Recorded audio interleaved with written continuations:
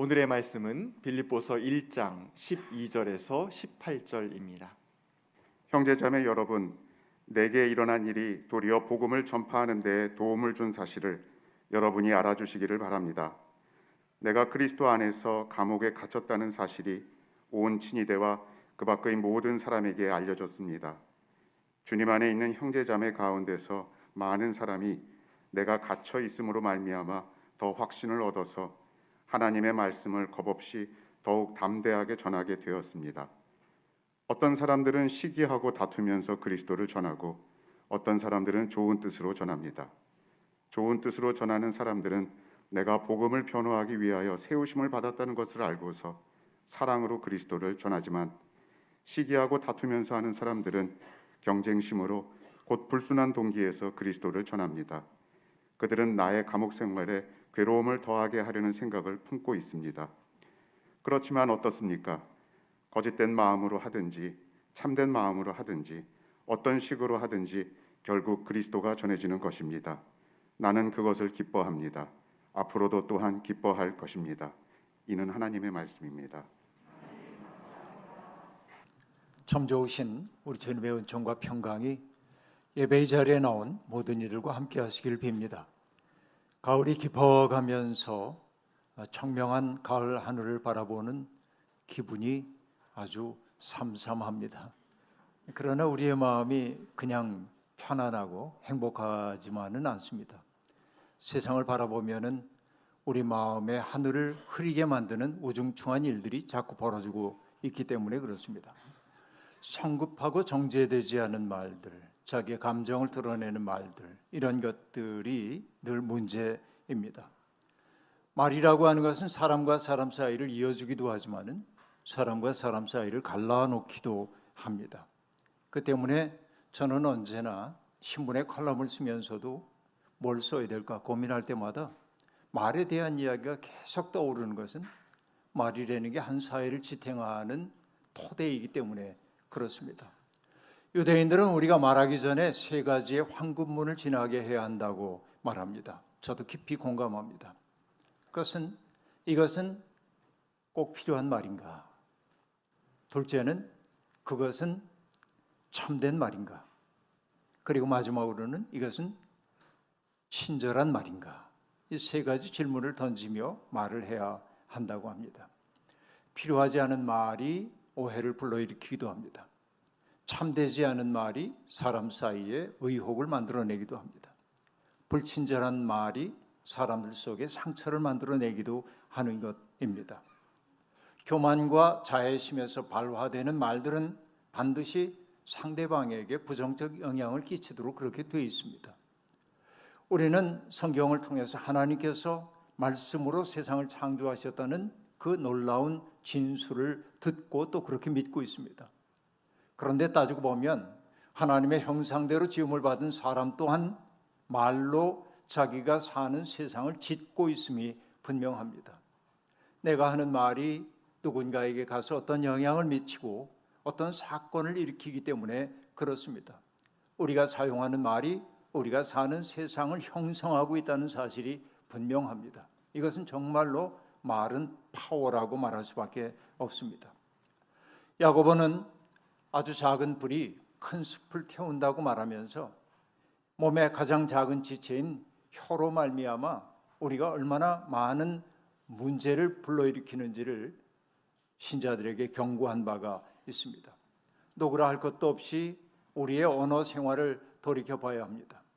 나도 모르는 사이에 조롱과 냉소의 말을 뱉고 있는 것은 아닌지, 분열과 갈등과 혐오를 조장하는 말을 나도 모르게 내뱉고 있는 것은 아닌지, 우리 편끼리 시원하라고 하는 말들이 누군가의 가슴 속에 그림자를 만들고 있지는 않는지, 이런 말들을 우리는 섬세하게 돌이켜봐야 합니다. 어느 날 괴테는 예배당을 둘러보다가 제단 앞에 쓰여있는 한 구절을 보고 그 구절에 퍼뜩 놀람을 느낍니다. 그래서 그는 자기 일기장에 그날 보았던 말을 적어놓았습니다. 라틴어인데요, Lingua fundamentum sancti silenti라고 한 말입니다.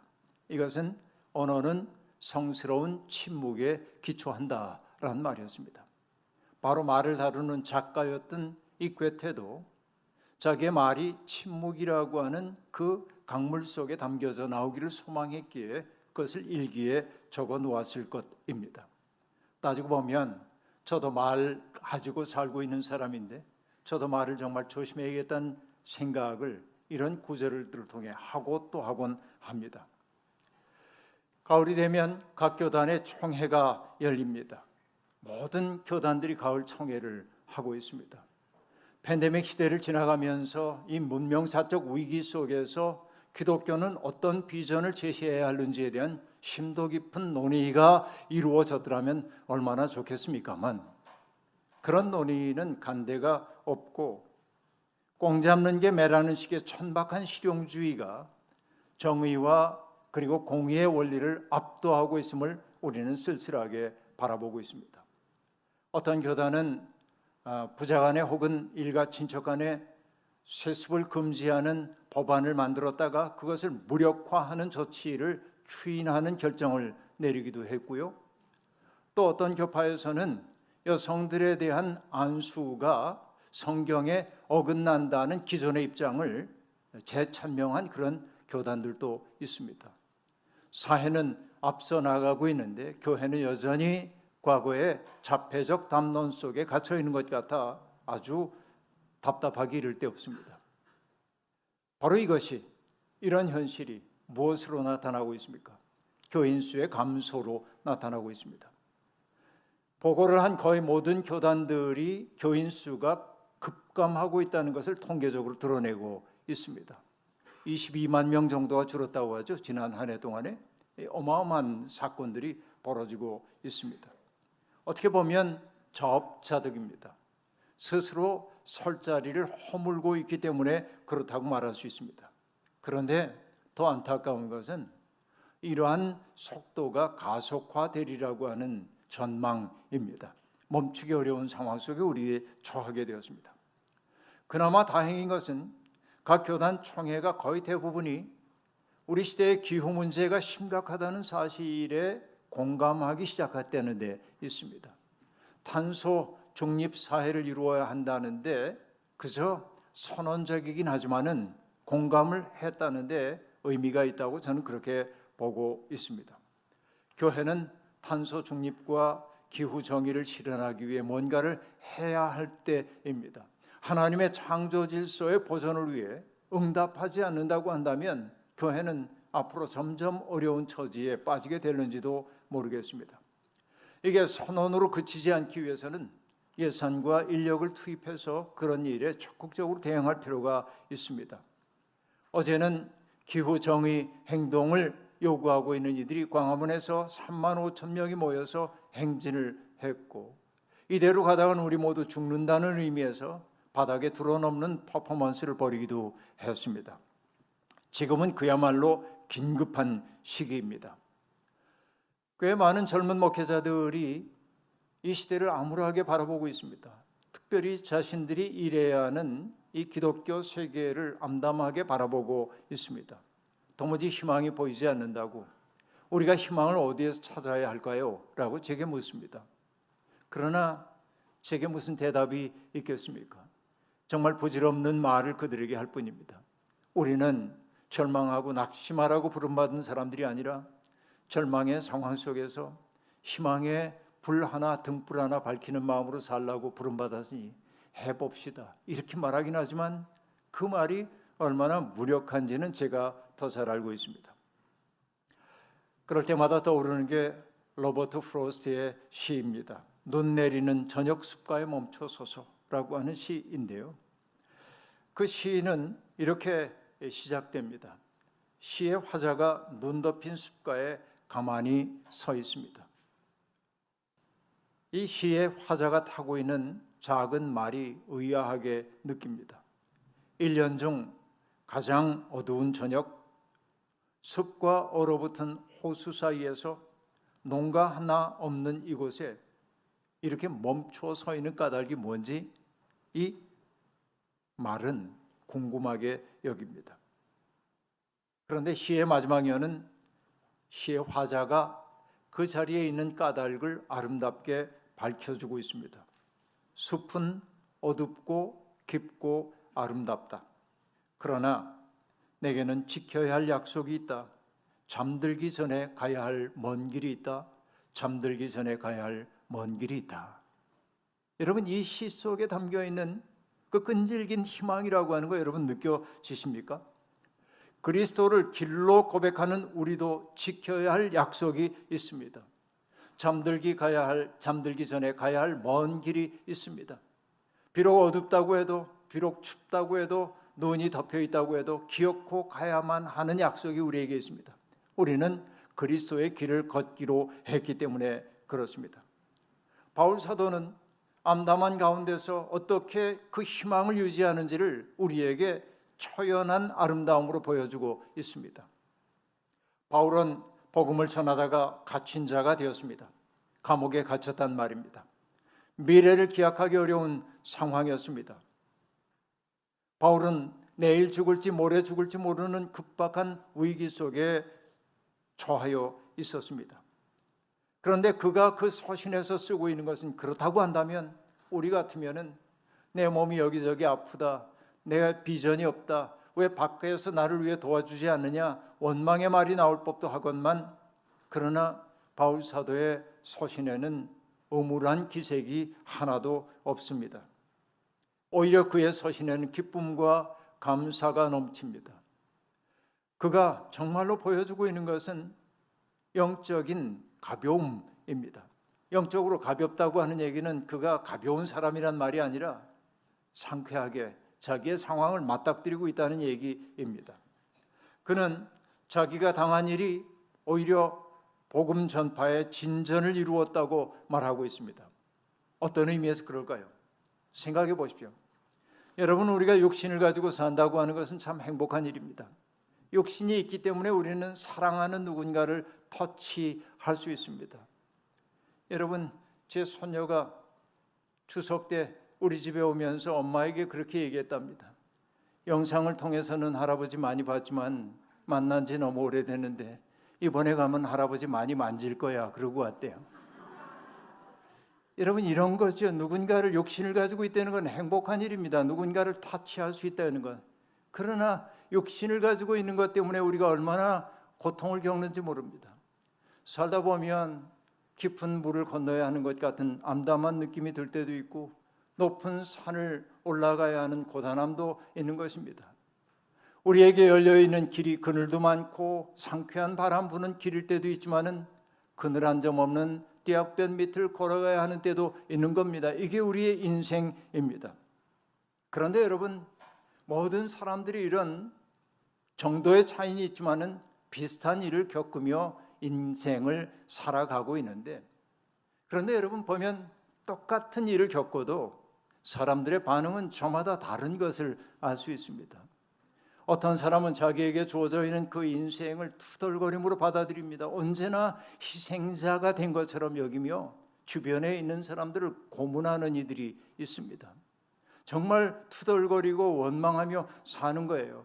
자기가 마땅한 대접을 받지 못하고 있다고 말하는 겁니다. 어떤 분은 이렇게 사는 사람들을 한마디로 이렇게 얘기하더군요. 진상 고객처럼 사는 사람이다. 자기는 누려야 할 게 많은데 상대방이 내게 그만큼 대접을 해주지 않는다고 화를 내고 투덜거리는 사람들 말입니다. 그러나 여러분, 세상에는 똑같은 일을 만나도 그것을 자기의 삶으로 수용하면서 삶의 도전에 창조적으로 응답하여 그 고통을 오히려 자기의 정신의 깊이와 너비로 만들고 있는 사람들도 있습니다. 그렇기 때문에 정말 중요한 것은 내 인생에서 어떤 일을 겪느냐 하는 것이 중요한 게 아니라, 남들이 겪는 일 내가 겪지 않기를 바라지만은 나도 그 일을 겪을 수 있는데 무엇을 겪느냐가 중요한 게 아니라 그 일을 내가 어떻게 수용할 것인가가 더 중요한 거예요. 이게 인생의 질과 방향을 결정한다고 저는 그렇게 생각하고 있습니다. 바울 사도는 자기가 겪은 일이 오히려 복음의 진전을 이루었다고 말하고 있습니다. 두 가지 측면에서 그러합니다. 첫째는 자기가 감옥에 갇힘으로써 자기는 이전에는 접하기 어려웠던 로마의 엘리트 군인들과 접촉하게 되었고 그들에게 명시적으로 그리스도를 전한지는 알 수가 없으나 자신이 그리스도를 전하다가 수인이 되었다는 사실은 그들이 다 알게 되었고 그리스도 안에서 갇힌 자 된 그의 속에 내면의 빛이 흘러나오는 것을 그들이 느끼도록 바울이 처신했을 거고 자신의 삶 자체가 이 로마의 엘리트 군인들에게 그리스도를 드러내는 계기가 되었다는 사실 때문에 기뻐하고 있습니다. 둘째도 있습니다. 또 하나는 많은 형제 자매들이 바울을 보고 더 큰 확신을 품고 하나님의 말씀을 겁없이 담대하게 전하게 되었다고 그렇게 말하고 있습니다.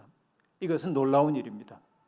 왜냐하면 그리스 로마 사회를 우리가 얘기할 때 그 사회를 여는 코드 하나가 있습니다. 그것은 명예와 수치심입니다. 여러분 주전 8세기에 호메로스가 썼던 일리아드라고 하는 책에 보면은 거기에 아킬레우스라고 하는 영웅이 등장합니다. 그는 트로이와의 전쟁에 나섰다가 어느 날 전쟁을 딱 그만둡니다. 더 이상 전투에 나가지 않겠다고 얘기합니다.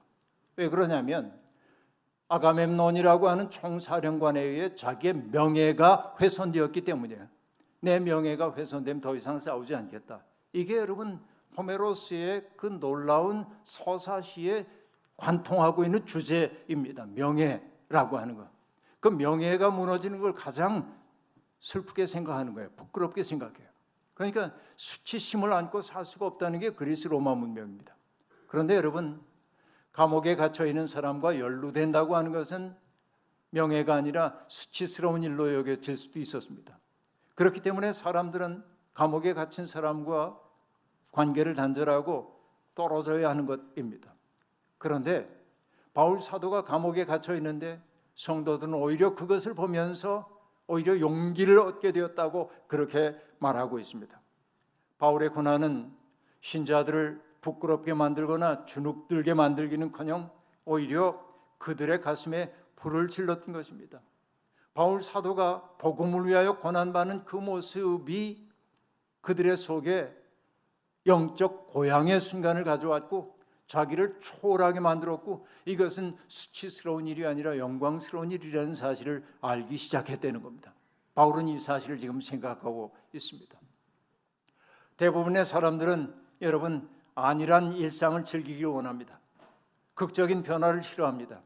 그러니까 여러분 하나님 나라가 도래했다고 외쳐도 사람들이 응답하지 않습니다. 그 때문에 예수 그리스도께서 말씀하셨죠. 나는 불을 던지러 이 세상에 왔다.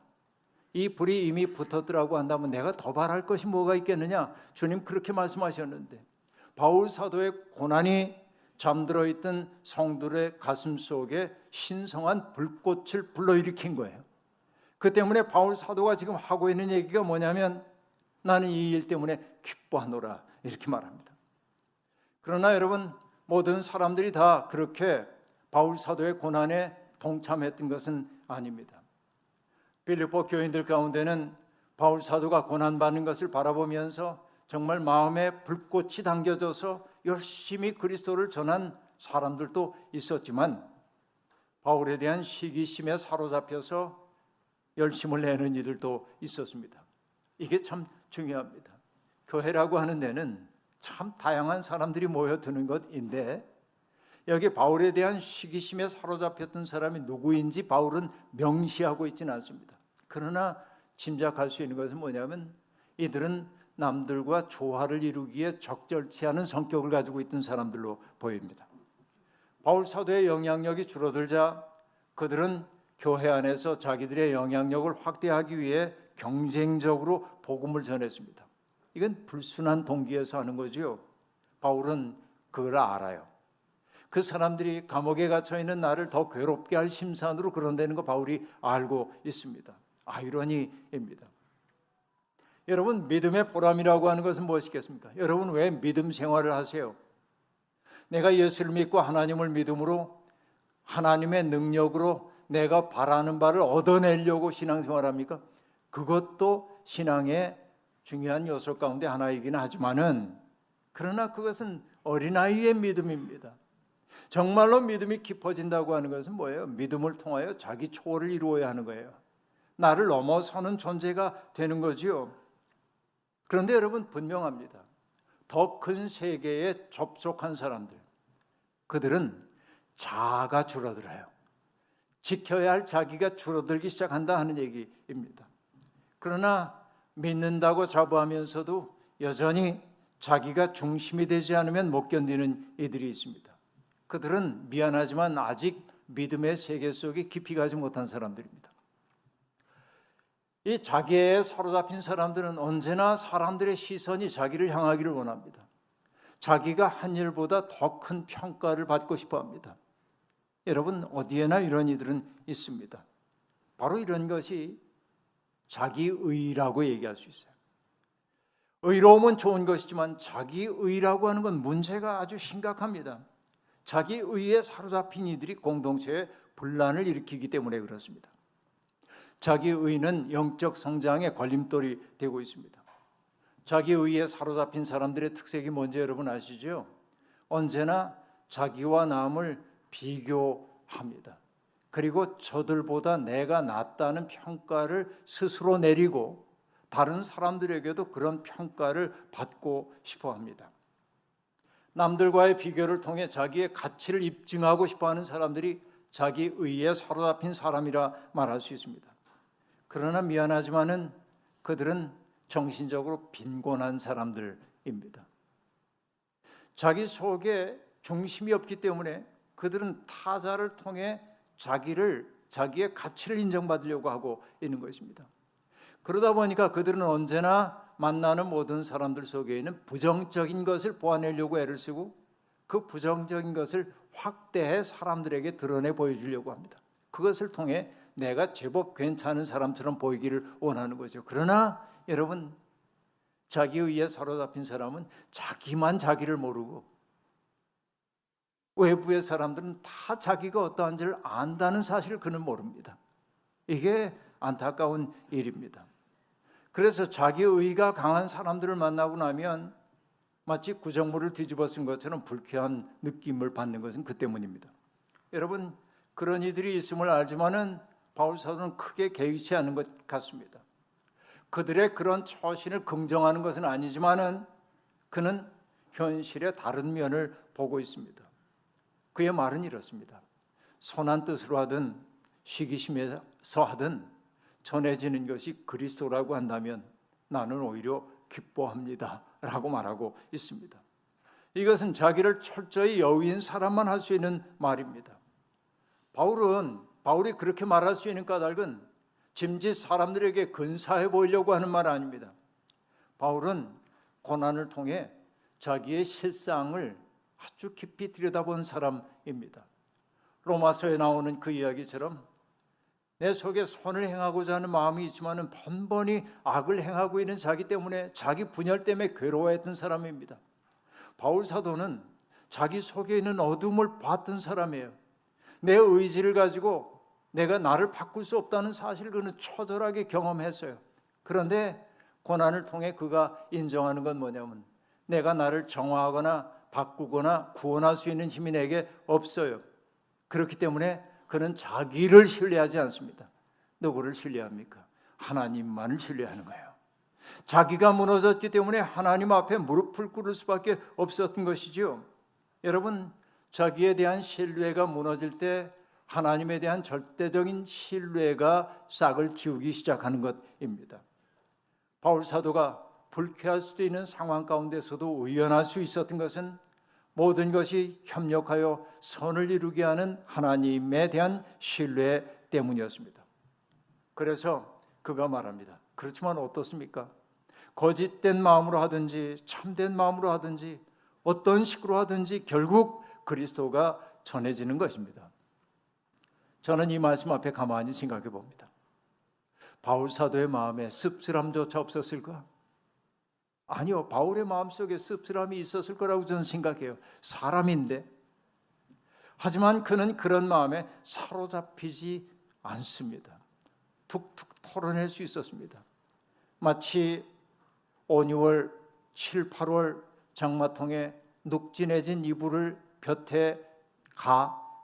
볕에다 말리는 것처럼 그는 눅진눅진해진 자기의 마음을 하나님이라고 하는 은총 앞에 내놓는 일에 익숙한 사람이기 때문에 그렇습니다. 그는 고난을 통해 훈련된 사람이었습니다. 하나님 앞에 기도하고 묵상하고 섬기고 인내하고 절제하는 일에 훈련된 사람이었고, 하나님 앞에 기도한다고 하는 것은 자기의 마음을 속속들이 성찰하는 일인 동시에 자기의 마음을 있는 그대로 하나님 앞에 내놓는 것이 기도임을 그는 알았고, 자기의 마음을 정직하게 하나님 앞에 내놓을 때 하나님의 정화와 치유가 시작된다는 사실을 그는 경험했기에 씁쓸함조차 하나님의 은혜 앞에 내놓았기에 그는 거기에 사로잡히지 않을 수 있었다 하는 얘기입니다. 바울은 인간의 실수를 통해서도 당신의 뜻을 이루시는 하나님의 신뢰를 깊이, 섭리를 깊이 신뢰했습니다. 그 신뢰에서 솟아오르는 것이 바로 기쁨입니다. 나는 그것을 기뻐합니다. 그리고 앞으로도 그럴 것입니다. 라고 말합니다. 여러분, 행복과 기쁨 비슷한 감정이지요. 행복은 어떤 것일까요? 행복감이란 내가 바라고 소망하는 바가 내 뜻대로 이루어졌을 때 우리는 행복감을 느낍니다. 그렇죠? 맛있는 음식 먹고 가족들 혹은 친구들과 느긋한 평화를 누리는 거 행복하다. 좋은 여행지에 가가지고 좋은 풍경 보면서 참 행복하다. 우리 이렇게 느낍니다. 이게 행복감입니다. 여러분, 아도르노라고 하는 그 사회학자는 기쁨이라고 하는 걸 행복을 이렇게 얘기합니다. 행복감이란 에워싸이는 느낌, 그렇게 말해요. 에워싸이는 느낌, 즉 어머니의 품 안에 보호된 상태의 모사품, 그렇게 말해요. 마치 어머니의 품 안에 있는 것처럼 내가 보호받고 있다고 느끼는 것이라는 것입니다. 그런데 아도르노는 이렇게 얘기합니다. 그런데 행복한 사람은 자기가 행복한지 모르는데 정작 행복이라는 건 언제 오냐면 언제나 돌아볼 때만 느껴지는 거예요. 행복은 언제나 과거형으로 오는 거예요. 이게 행복입니다. 그러나 기쁨은 다릅니다. 행복은 내가 바라는 게 이루어질 때, 내가 보호받고 있다고 느낄 때 느끼는 게 행복이라고 한다면, 기쁨은 달라요. 기쁨은 곤경 속에서도 누릴 수 있는 것입니다. 이게 어떤 얘기일까요? 신앙이 얘기하고 있는 기쁨이라고 하는 것은 어디에서 발원되냐면 나의 존재가 확장되고 있다는 사실을 느낄 때 내 속에서 솟아오르는 감정이 기쁨입니다. 여러분, 이 얘기 아시죠? 사도행전에 나오는 이야기. 사도들이 복음을 전하다가 공의회에 끌려갔습니다. 그리고 다시는 그 이름으로 말하지 말라는 엄명을 받지만은 그들은 거절합니다. 그 때문에 공의회는 사도들에게 매를 때려요. 그리고 사도들이 풀려납니다. 사도들이 공의회 밖으로 나와가지고 투덜거렸습니까? 아니요. 그들이 이렇게 얘기했죠. 예수의 이름 때문에 모욕을 당할 수 있는 자격을 얻게 된 것을 기뻐하면서. 메소키스마 아닙니다. 이게 진짜 기쁨입니다. 공의회에서 그들이 물러나왔다고 얘기를 하고 있습니다. 히브리어에서 기쁨을 뜻하는 단어가 심하라고 하는 단어인데요. 심하는 하나님과의 깊은 결속에서 느껴지는 영혼의 약동을 뜻하는 거예요. 나같이 작은 자가 하나님의 마음과 접촉을 이루었다. 그래서 내가 확장되는 것을 느낄 때 기쁨을 느끼는 거예요. 그러니까 예수 그리스도의 고난에 동참하고 있는 것이 바울에게 말할 수 없는 기쁨을 주고 있는 것입니다. 이것은 근본적인 기분이기에 누구도 빼앗을 수 없는 것입니다. 바울 사도는 감옥에 갇혀 있기 때문에 많은 일을 할 수 없었습니다. 그러나 낙심하지 않았습니다. 자기는 갇혀 있지만은 하나님의 말씀은, 하나님의 뜻은 갇힐 수 없다는 사실을 알았기 때문에 그렇습니다. 그래서 바울 사도는 조바심 치지 않습니다. 내가 모든 일을 완수해야 한다는 생각이 그에게 없기 때문에 그렇습니다. 그는 다만 자기에게 주어져 있는 시간 동안 그분의 일을 하다가 떠날 뿐이고 하나님의 일은 지속된다고 믿었기 때문에 그는 낙심하지 않았던 것입니다. 40년 동안 출애굽 공동체를 이끌었던 모세는 하나님으로부터 너는 가나안 땅에 들어갈 수 없어 하는 이야기를 듣습니다. 서운한 마음에 모세가 하나님 앞에 저도 들어가게 해주세요 부탁하지만 하나님은 안 된다고 말씀하십니다. 그래서 모세는 비스가산, 느보산, 비스가 봉우리에 올라가 후손들이 들어가야 살게 될 땅을 가만히 눈으로 한 바퀴 둘러봅니다. 그것이 그의 마지막이었습니다. 그런데 모세의 나이 그때 120살이었는데 성경은 뭐라고 얘기하냐면 그의 눈은 빛을 잃지 않았고 기력은 정정하였다라고 말합니다. 죽기에는 아까운 건강이었네. 그럴지 모르지만 그 얘기 아니고 그의 눈이 빛을 잃지 않았다는 말을 저는 어떻게 받아들이냐면 그는 여전히 자기의 눈으로 세상을 보지 않고 하나님의 눈으로 세상을 바라봤다. 여러분 이것이 모세의 아름다움입니다. 그러니까 내 눈으로 바라보면은 내가 완성하고 싶은 생각이 있지만은 그러나 하나님의 큰 뜻 안에서 보자고 한다면 자기의 일은 여기서 맞춰지는 거죠. 그걸 그는 수용했던 것입니다. 하나님은 메마른 산에서 강물이 터져나오게 하는 분입니다. 골짜기에서 샘물이 솟아나오게 하는 분입니다. 광야를 못으로 바꾸는 분입니다. 마른 땅에서 샘 근원을 찾아내는 분이 하나님이십니다. 우리는 바로 이 꿈에 동참하는 사람으로 부름받았습니다. 어두운 현실 때문에 낙심하지 말고 즐겁고 기쁘고 명랑하게 지금 우리에게 주어져 있는 일을 감당해야 합니다.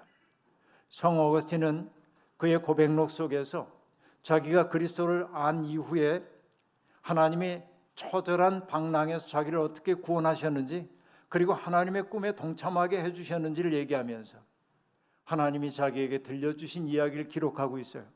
이렇게 말합니다. 내 닷거라 내가 너희를 안아다 주마.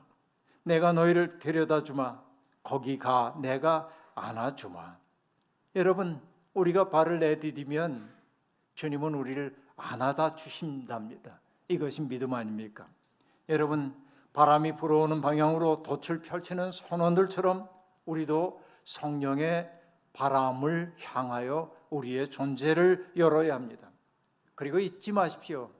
하나님은 바로 우리를 통해 꿈을 꾸고 계시다는 사실, 바로 우리를 통해 세상을 고치기를 원한다는 사실 말입니다. 우리는 넘어져도 하나님의 꿈은 지속됩니다.